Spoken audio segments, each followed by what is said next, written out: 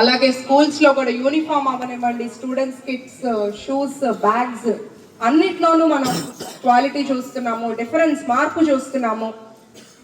రాజకీయాలు అనేది గేట్ బయటే ఉండాలి, లోపలికి రాకూడదు. కానీ మన ప్రభుత్వం చేసే మంచి వల్ల ఆ విద్యా వ్యవస్థను మనం బలోపేతం చేయగలగాలి, ఆ నాణ్యత చూపించాలి అని తపన పడుతున్నారు నారా లోకేష్ గారు.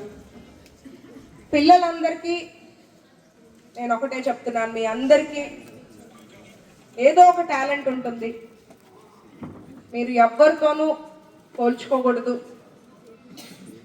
మనం ఎప్పుడు కష్టపడాలి. మీరు గమనిస్తే పెద్ద పెద్ద డాక్టర్స్ కానీ, టీచర్స్ కానీ, ఇంజనీర్లు కానీ ఎంతోమంది వాళ్ళేమి బంగళాల్లో పుట్టి పెరగలేదు, వాళ్ళకేమి కోట్ల ఆస్తులు ఉన్న వాళ్ళు కాదు. చాలామంది మారుమూల ఒక పల్లెలో నుంచో పేద కుటుంబాల్లో నుంచో వచ్చి ఆ పొజిషన్కి వెళ్ళిన వాళ్ళు. వాళ్ళంతా ఏం నమ్మారు అంటే చదువుకుంటే చదువు మన జీవితాన్ని మారుస్తుంది అని నమ్మారు. మీ అందరూ కూడా అదే నమ్మాలి. మనం చదువుని నమ్మాలి. మనం గనక చదివి పైకి వస్తే మనల్ని ఎవరు కూడా ఆపలేరు అనేది గుర్తుపెట్టుకోవాలి.